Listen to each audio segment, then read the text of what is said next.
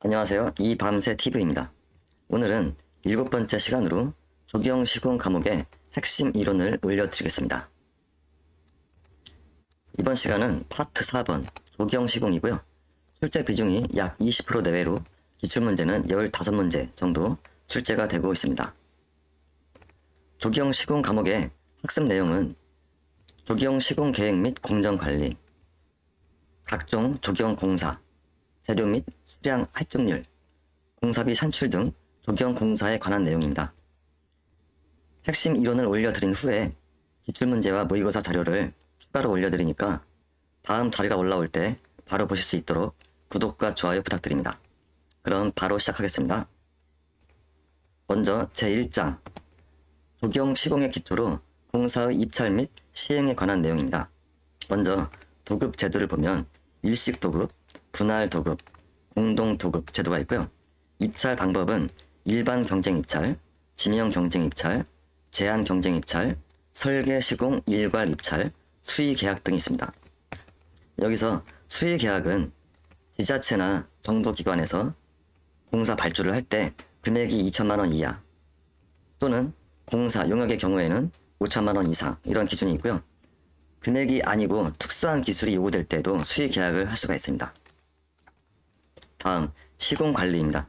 시공관리는 공사가 계약서나 설계 내역서 등에 따라서 제대로 시공이 되고 적절한 비용과 안전한 공사가 시행되고 있는지 여부를 관리 감독하는 일로 주로 3가지 기능을 하는데 공정관리, 품질관리, 원가관리 3가지 분야가 있습니다.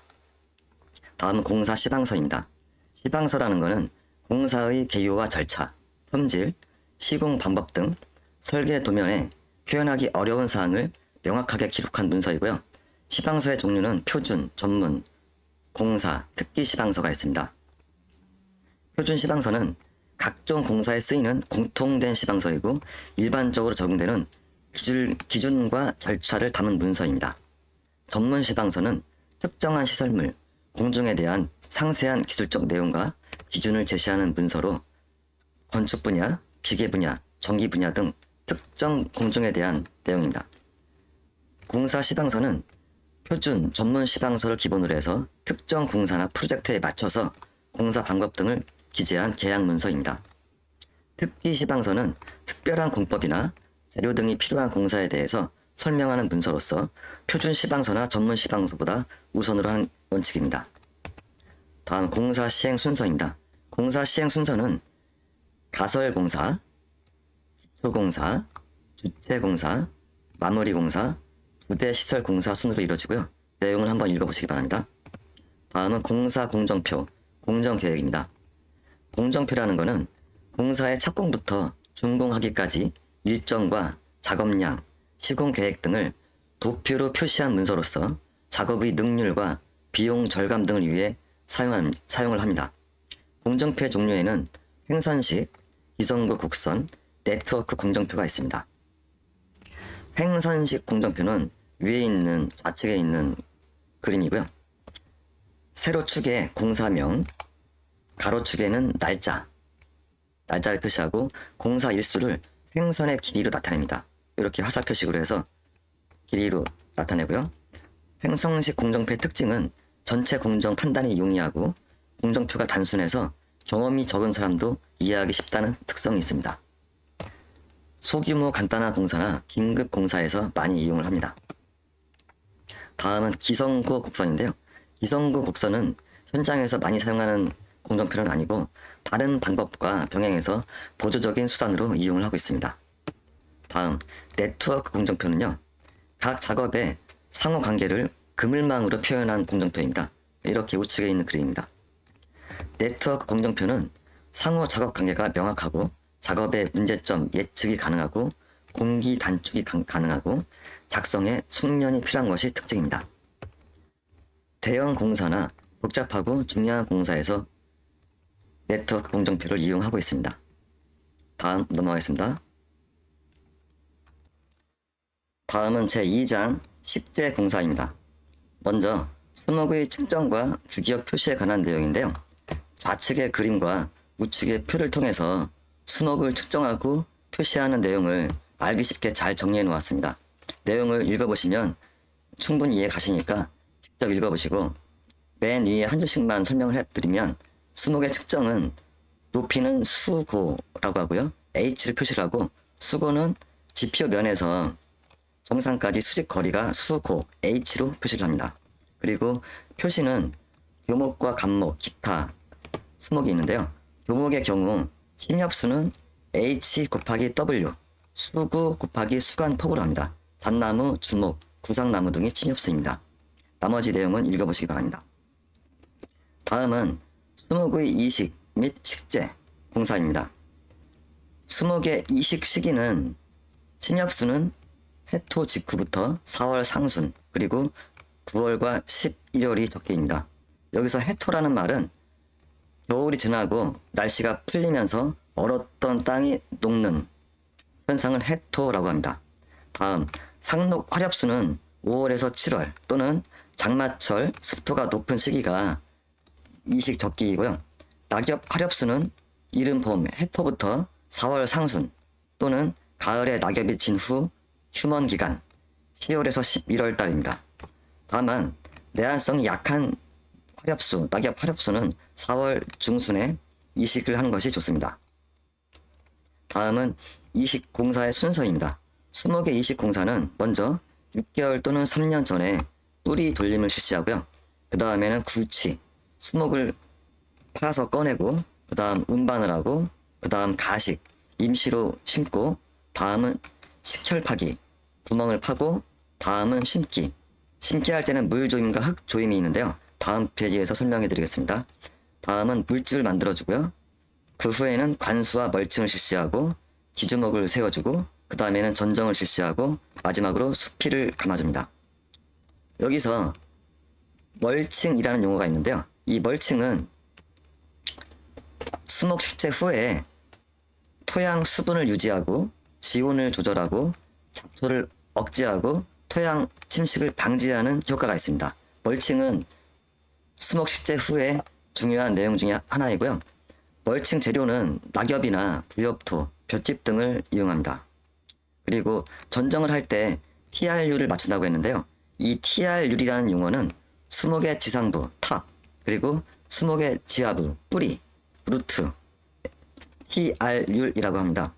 수목은 지상부와 지하부의 비율이 1대1 비율로 유지하면서 크는 성질이 있어서 수목을 이식한 후에 뿌리의 용량이 적기 때문에 가지치기를 적정히 해주어서 TRU를 맞춰줍니다. 다음 페이지 넘어가겠습니다. 다음은 수목의 뿌리 돌림입니다. 뿌리 돌림의 목적은 미리 뿌리를 잘라내거나 환상 박피를 해서 세근이 발달하도록 유도하고 부적기 식재나 녹어수 이식 시에는 필수적입니다. 뿌리 돌림의 시기는 이식 전 6개월에서 3년 전에 실시하고요. 봄, 가을에 가능한데 가을에 하는 것이 더 효과적입니다. 뿌리 돌림 방법은 근원 직경에 4에서 600 크기로 하고 네 방향으로 자란 뿌리를 한 개씩 남기고 15cm 정도 환상 박피를 해줍니다. 여기서 환상 박피라는 용어는 뿌리의 둘레를 15cm 정도 둘레를 예리한 칼 같은 걸 통해서 껍질을 벗겨주는 걸 얘기합니다. 그렇게 함으로 인해서 가는 뿌리, 세근이 나도록 유도하기 위함입니다. 다음은 수목의 굴치 작업인데요. 수목 굴치 작업할 때 뿌리분의 크기는 수간 직경의 4에서 6배인 거고요. 그 다음에 뿌리분의 크기를 구하는 공식이 있는데 이 공식은 24 더하기 n 빼기 3 곱하기 d입니다. 여기서 n은 근원 직경이고요. d는 상수인데 상록수는 4, 낙엽수는 5를 곱해줍니다. 뿌리분의 크기에서 분의 깊이는 보통분은 3d, 심근성은 4d, 청근성은 2d로 합니다. 우측에 그림으로 보시면 보통분은 뿌리분 크기가 4d, 4d에서 6d가 되고요. 뿌리분의 깊이는 2d하고 d에서 3d가 됩니다. 그리고 팽이분, 심근성 수종인데요. 심근성 수종은 소나무나 느티나무, 동백나무가 있고요. 뿌리분의 깊이를 2D 또 2D 해서 4D로 해서 뿌리분의 크기를 아래쪽으로 크게 해주고요. 접시분, 청근성 수종인데요. 청근성 수종은 버드나무나 자작나무, 편백 등이 있습니다. 이런 나무들은 뿌리분의 크기에서 깊이를 2D 정도로 작게 해줍니다. 다음은 수목의 운반입니다. 수목을 운반할 때는 뿌리분은 차의 앞쪽으로 하고 수관은 뒤쪽으로 합니다. 그리고 이중 적재를 금지합니다. 접촉하는 부위는 집이나 가마니 등으로 완충제로 보호해주고요. 바람에 의한 증산을 억제하고 뿌리분의 수분 증발 방지를 위해서 물에 적신 가마니로 감아줍니다. 가식. 가식이라는 용어는 이식 전에 임시로 심는 건데요. 바람이 없고 배수가 잘 되고 약간 습한 곳이 좋습니다. 다음 식혈파기. 식혈파기는 뿌리분 크기의 1.5에서 2배 이상 구더기를 파면 됩니다. 그리고 수목을 심을 때 물조임과 흙조임이 있는데요. 물조임은 수식이라 하고 흙조임은 토식이라고 합니다. 나무를 심은 다음에 물을 충분히 넣고 뿌리와 흙에 공급이 없도록 방목 같은 것으로 죽수기 한 후에 복토, 흙을 덮어주고 둥글게 물집을 만들어줍니다. 그리고 흙조임, 토식은 수분을 꺼리는 수목이 있습니다. 수목을 꺼리는 수목은 대표적인 게 소나무가 있습니다. 이 소나무 같은 수목은 물을 붓지 않고 흙을 조금씩 넣으면서 잘 다지면서 복토를 해줍니다. 다음은 기주목 세우기입니다. 기주목의 종류에는 단각지주부터 해서 삼각지주, 사각지주 여러 가지가 있는데요. 단각지주나 이각지주는 수고가 작은 나무에 이용하고요. 산발이는 경관상 중요하지 않은 곳, 각재를 삼각형으로 나무 주간에 걸치고 새끼나 끈으로 묶어주는 방법입니다. 그리고 삼각지주, 그리고 사각지주도 있습니다. 삼각지주나 사각지주는 수고 1.2에서 4.5m의 교목에 많이 적용을 하고요. 도로변이나 광장 주변에 보행자의 통행이 많은 곳은 삼각지주나 사각지주를 설치하게 됩니다. 그리고 군식지에는 연계형 지주목을 이용하고요.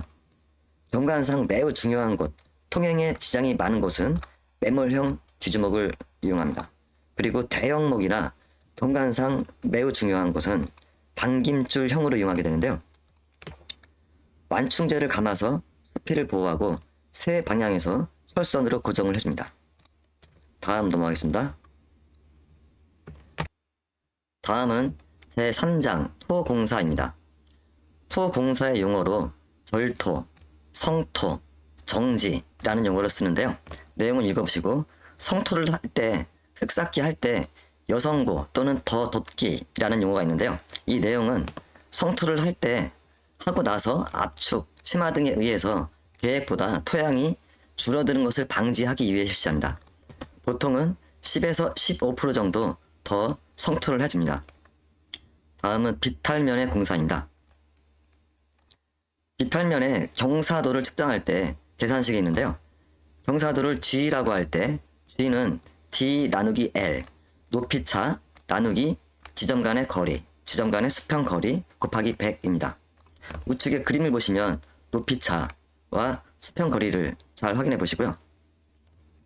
비탈면 공사를 할 때는 성토 비탈면이 더 완만한 경사를 유지하고 단을 만들어서 보호해야 하고요. 비탈면 어깨와 비탈 밑은 예각을 피하고 라운딩 처리해서 안전성 및 주변 지형과 조화되게 해야 합니다. 이 내용에 대한 이해는 우측의 그림을 보시면 당초에 이렇게 경사가 지어있던 비탈면을 우측처럼 작업을 한 거고요. 비탈 어깨와 비탈 밑은 예각을 피하고 라운딩 처리를 해 주어야 합니다.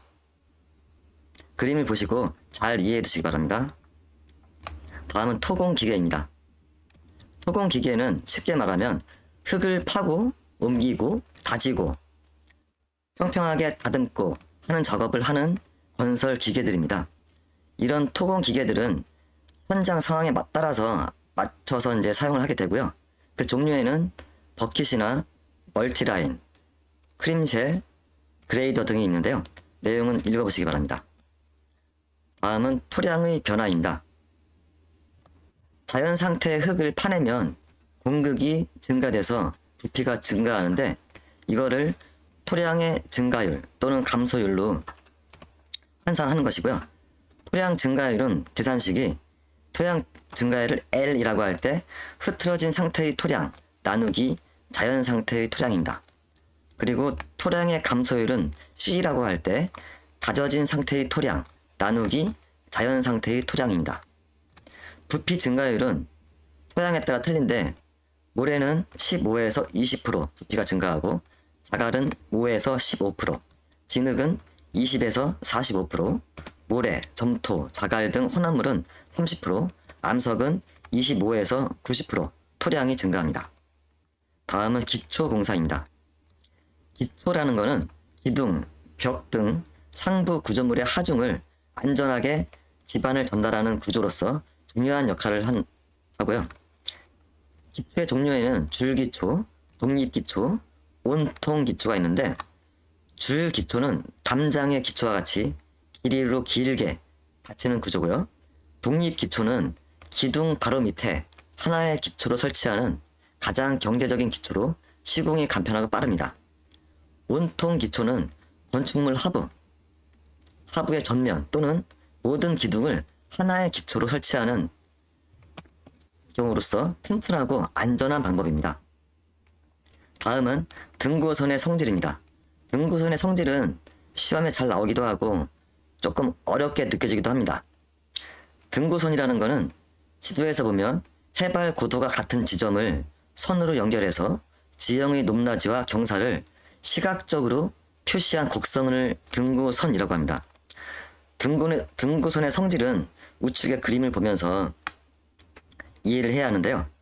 동일 등고선 위에 모든 점의 높이가 같다. 동일한 높이이다. 이렇게 이해하시면 되고요. 급경사지는 등고선의 간격이 좁고 완경사지는 간격이 넓다. 이렇게 좁은 곳과 넓은 곳 이해하시면 됩니다. 그리고 등고선 안이나 밖에서 폐합되며 도중에 없어지지 않는다. 산정과 오목지, 분지에서는 도면 안에서 폐합된다. 높이가 다른 등고선은 동굴과 직벽을 제외하고는 교차하거나 합쳐지지 않는다. 이 5가지 내용은 반드시 이해를 하시면서 암기하시면 좋겠습니다. 다음 넘어가겠습니다. 다음은 등고선의 종류입니다. 등고선의 종류는 주곡선, 계곡선, 강곡선, 조곡선이 있는데요. 내용은 표에 잘 정리했으니까 암기해 두시고요. 등고선에 능선과 계곡에서의 성질이 있는데요. 아래 그림을 보시면 능선은 U자형으로 바닥의 높이가 낮은 높이의 등고선을 향하고 능선의 등고선은 아래로 내려온다. 이 내용은 이 부분이 능선이죠. 능선에서 U자형으로 바닥의 높이가 낮은 높이의 등고선을 향한다. 그렇죠? 그리고 능선의 등고선은 아래로 내려온다. 이렇게 이해하시면 됩니다. 그리고 여기는 계곡이라고 봤을 때 U자형으로 바닥의 높이가 높은 높이의 등고선을 향하고 이렇게 위쪽으로 향하죠. 높은 높이의 등고선을 향하고 계곡의 등고선은 정상을 향한다. 이 내용을 잘 이해해 두시기 바랍니다. 다음은 측량 방법입니다. 측량은 지형의 높낮이와 면적 등을 측정해서 도면에 표시하는 작업입니다. 측량의 종류에는 평판 측량과 수준 측량, 사진 측량이 있습니다. 평판 측량은 산발이 위에 제도판을 얹은 다음 수평을 유지한 상태에서 평판을 써서 땅 위에 여러 모양을 평면 위에 나타내는 방법입니다. 평판 측량의 3요소 3가지 중요한데요. 정준과 시심, 표정이 있습니다. 정준은 수평 맞추기, 시심은 중심 맞추기, 표정은 정위 또는 방위 맞추기입니다. 오차가 많이 발생하는데 오차 중에 가장 큰 영향을 미치는 것은 표정, 방향 맞추기입니다. 평판 측량의 측량 방법은 방사법, 전진법, 교회법이 있습니다. 내용은 읽어보시기 바라고요. 다음은 수준 측량인데요. 수준 측량은 이미 알고 있는 높이 기준점을 이용해서 원하는 지점에 높이를 결정하는 방법으로 기준점은 평균 해수면이고요. 레벨 측량 또는 구조 측량이라고 합니다. 다음 사진 측량. 사진 측량은 영상을 이용해서 피사체의 정성적으로 해석하는 측량 방법으로 항공 사진 등이 있습니다. 다음은 측량의 오차인데요. 측량 오차의 원인은 기계적인 오차, 개인적인 오차, 자연적인 오차가 있습니다. 종류에는 과대 오차, 정오차, 우연 오차가 있는데요.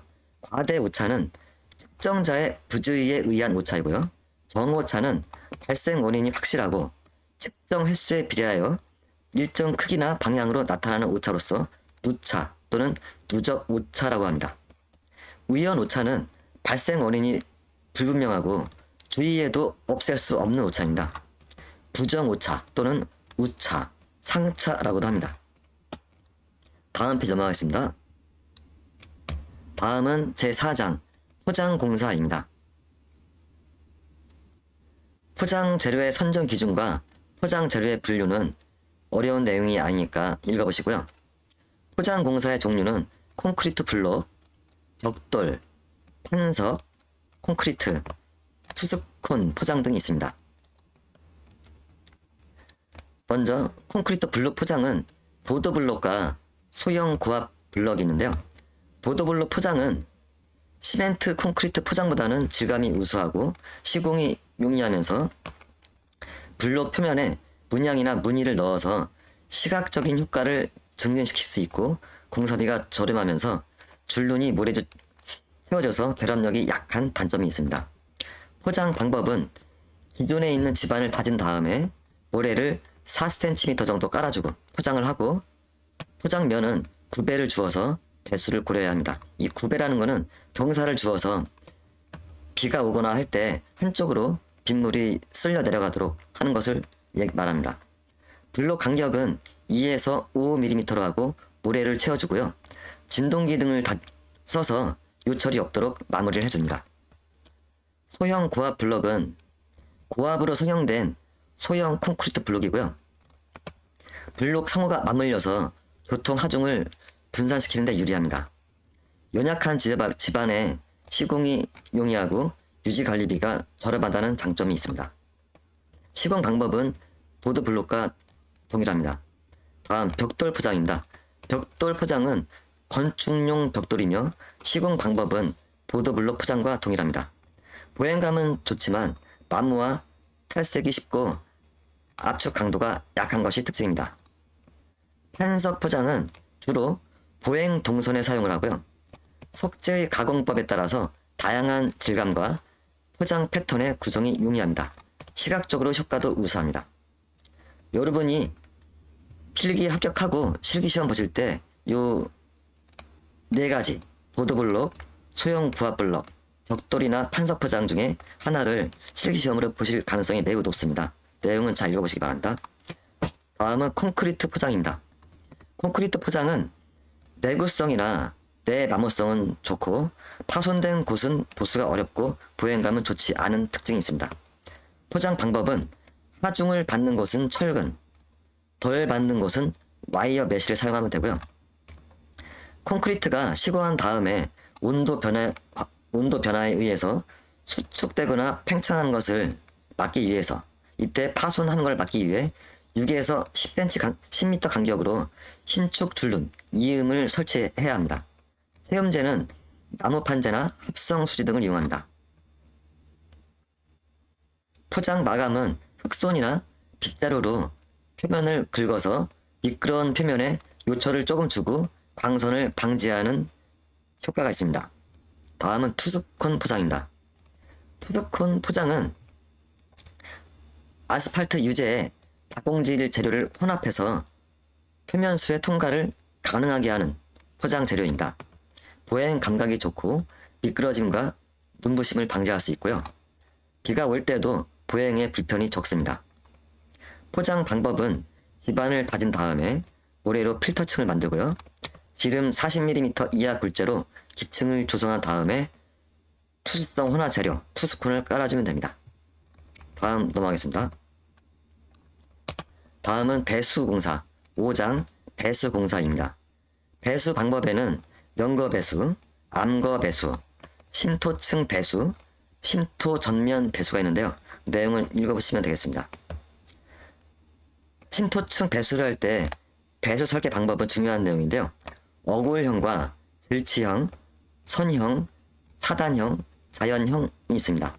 어골형은 그림에서 보시는 것처럼 시공을 하는데 경기장 같은 평탄지 또는 전 지역에서 배수가 균일하게 요구되는 지형일 때 어골형으로 설계합니다. 어골형은 주관을 경사지에 배치하고 양측에 지관을 설치합니다.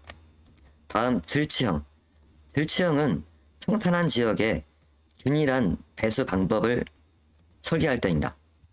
지선을 주선과 직각 방향으로 일정한 간격으로 이렇게 평행이 되게 배치를 하면 됩니다. 다음 선형입니다. 선형은 한 개의 지점이나 지점 주관으로 지관이 집중되게 설치하는 방법입니다. 이때 주관과 지관 구분 없이 같은 크기의 관을 사용합니다. 다음 차단형입니다. 차단형은 도로의 사면에 많이 적용을 하고요. 경사의 내부에 불투수층이 형성되어서 지하로 유입된 우수가 원활하게 배출되지 못하거나 사면에서 용출되는 물을 제거하기 위해 사용하고요. 아래 그림과 같이 설계를 합니다. 다음은 자연형입니다. 자연형은 대규모 공원과 같이 완전한 배수가 요구되지 않는 지역에서 사용을 합니다. 지형에 따라 설치를 하면 되고요. 주관을 중심으로 양측에 지관을 설치한다. 다음 넘어가겠습니다. 다음은 제6장 살수 및 수경 시설입니다. 살수기의 종류에는 분무 살수기, 분무 입상 살수기, 회전 살수기, 회전 입상 살수기 등이 있고요. 살수기 설계, 수경공사 설계 여러 가지 내용이 있는데요. 이런 내용들은 어려운 내용이 아니니까 난이도가 낮으니까 가볍게 읽어보시기 바랍니다. 다음 넘어가겠습니다. 다음은 제7장 석축 및 옹벽 공사입니다. 석축 공사에는 자연석 무너짐 쌓기, 호박돌 쌓기, 마름돌 쌓기, 경관석 놓기, 디딤돌 놓기 등이 있는데요. 자연석 쌓기와 호박돌 쌓기는 한번 읽어보시고요. 마름돌 쌓기는 찰쌓기와 매쌓기 방법이 있습니다. 찰쌓기는 줄눈에 모르타르, 뒤 채움에는 콘크리트를 사용하는 방식이고요. 견고하지만 배수가 불량하면 붕괴할 우려가 있습니다. 매쌓기는 모르타르나 콘크리트 없이 쌓는 방식으로서 배수는 잘 되지만 견고하지 못해 높이에 제한을 두고 있습니다. 줄눈 모양은 조경 공간에서는 가로줄눈이 수평이 되도록 켜쌓기 하고요. 아래 그림처럼 가로로 켜쌓기 하고요. 하천 공사 등에서는 줄눈이 물결 모양으로 골쌓기를 합니다. 아래 그림과 같이 골쌓기라고 합니다. 다음 경관석 놓기입니다. 경관석 놓기는 시선이 집중되거나 중요한 자리에 경관석을 1개, 3개, 5개 등 홀수로 배치해서 감상하기 위해 경관석 놓기를 합니다. 경관석의 주변에는 관목이나 초화류를 식재해서 주변과 잘 조화되도록 합니다. 다음 디딤돌 놓기는 크고 작은 돌을 섞어서 직선보다는 어긋나게 배치하고 높이는 지면보다 3에서 6cm 정도 높게 하고요. 한 발로 디디는 돌의 지름은 25에서 30cm로 하고 두 발로 디디는 돌은 50에서 60cm 크기의 디딤돌을 사용합니다. 두께는 10에서 20cm가 되고요. 디딤돌끼리 중심 간의 거리는 40cm 정도가 적당합니다. 다음은 옹벽 공사입니다. 옹벽의 종류에는 중력식과 컨틸레버식, L자형, 부축 벽식 옹벽이 있습니다. 중력식 옹벽은 그림처럼 3m 내외의 작은 옹벽으로 상단은 좁고 하단이 높은 형태로 하고요. 묵은 콘크리트로 시공을 합니다. 컨틸레버식 옹벽은 L자형 옹벽이라고도 하고요. L자형이요. 이렇게 5m 내외의 옹벽으로 높지 않은 경우에 사용을 하고 철근 콘크리트를 사용합니다. 부축 벽식 옹벽은 6m 이상의 높은 흙막이 벽에 사용을 하고요. 안전성이 중시될 때 시공을 합니다. 이 그림과 같습니다. 콘크리트로 옹벽을 시공할 때는 신축 이음을 15에서 20m마다 설치를 해야 됩니다. 그리고 배수 구멍을 지름 3에서 6cm로 2에서 3제곱미터당 1개씩 설치합니다. 신축 이음을 설치하는 목적은 기온이 떨어지거나 올라서 구조물이 수축이나 팽창할 때 균열을 방지하기 위한 목적입니다. 다음 넘어가겠습니다. 다음은 제8장 조적공사입니다. 조적공사는 벽돌 쌓기 공사라고 이해하시면 되고요. 벽돌의 규격과 소요량을 보겠습니다. 벽돌의 규격은 기존형과 표준형이 있는데요. 표준형을 보면 우측 그림에서 보시면 가로는 190mm, 그러니까 길이가 190mm고요. 너비는 90mm, 그 다음 두께는 57mm입니다. 벽의 소요량은 벽의 길이와 높이를 각각 모두 1m로 했을 때 두께를 0.5b로 시공할 때 표준형 벽돌이 75장이 소요된다는 뜻이고요. 두께를 1.0b로 할 때는 여기서 b는 벽돌, 블록이라는 뜻입니다. 1.0b로 할 때 149장이 소요가 되고요. 1.5b, 2b로 시공할 때는 각각 224장, 298장이 필요합니다. 이 소요량을 아래에 계산식을 넣었는데요. 시험에 나왔을 때 이 계산식으로 답을 구하고자 하면 시간이 너무 많이 소요가 됩니다. 따라서 각각 두께에 따른 벽돌의 소요량을 이 4가지 유형만 외워두시면 시험 보실 때 도움이 될 것 같습니다. 이 산식을 적용한 시험 문제 풀이는 다음에 모의고사 때 설명을 해드리겠습니다. 다음은 벽돌 쌓기입니다. 벽돌 쌓기 종류는 영국식, 네덜란드식, 프랑스식, 미식 쌓기가 있습니다. 영국식 쌓기는 한 단은 마구리, 한 단은 길 쌓기로 하는 방법이고요. 모서리 끝은 2호 토막을 사용합니다. 벽돌 쌓기 중에 가장 튼튼한 방법이 영국식 쌓기라는 거 기억해 두시기 바랍니다. 다음은 네덜란드식 쌓기, 화란식 쌓기 방법입니다. 쌓는 방법은 영국식 쌓기와 동일하고요. 모서리만 틀린데 모서리는 7오토막을 사용합니다. 따라서 모서리 부분이 견고하다는 특징이 있습니다. 다음 프랑스식 쌓기는 매 단에 길이 쌓기와 마구리 쌓기가 번갈아 나오는 방식입니다. 길게 길이로 쌓고 다음은 마구리. 그림에서 보신 마구리 보이시죠? 마구리 쌓기입니다. 길이 쌓기, 마구리 쌓기, 길이 쌓기를 반복하는 방법이고요. 다음은 미식 쌓기. 미식 쌓기는 5단까지는 이렇게 5단까지는 길이 쌓기로 시공을 하고 한 단은 마구리 쌓기로 하는 것을 반복하는 방법이 미식 쌓기입니다. 벽돌을 쌓을 때 방법이 길이 쌓기, 마구리 쌓기가 있는데요.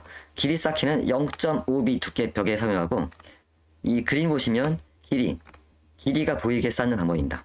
다음 마구리 쌓기는 벽 두께를 0.1.0b 이상일 때 하는 방법이고요. 그림에서 보시면 마구리가 보이도록 하는 방법입니다. 그 다음 옆 세워 쌓기는 마구리를 길이가 아니라 세워서 쌓는 방법이고요. 길이 세워 쌓기는 이 길이를 가로가 아니라 세로로 세워서 쌓는 방법입니다. 다음 벽돌 쌓기 요령인데요. 이 요령은 시험에 잘 나옵니다. 내용을 한번 보겠습니다. 벽돌은 하루 쌓는 높이는 1.2m 이하가 적당하고요. 최대 1.5m가 넘지 않도록 해야 합니다. 모르타르가 잘 붙도록 쌓기 전에 10분 이상 물에 담가줘야 하고요. 쌓기의 각 층의 압력은 직각으로 해야 하고 압력 방향은 줄눈이 반드시 어긋나게 해야 합니다. 쌓기가 끝나면 물을 뿌려서 양생을 하고 직사광선을 피해야 합니다. 특별한 경우 외에는 화란식 쌓기 또는 영국식 쌓기를 합니다. 모르타르는 비빈 지 1시간이 지난 것은 사용하지 않습니다. 그리고 붓기 전에 압력을 가해서는 안 됩니다. 다음 넘어가겠습니다. 다음은 9장 조명공사입니다. 조명공사의 용어, 종류와 특성 등이 있는데요.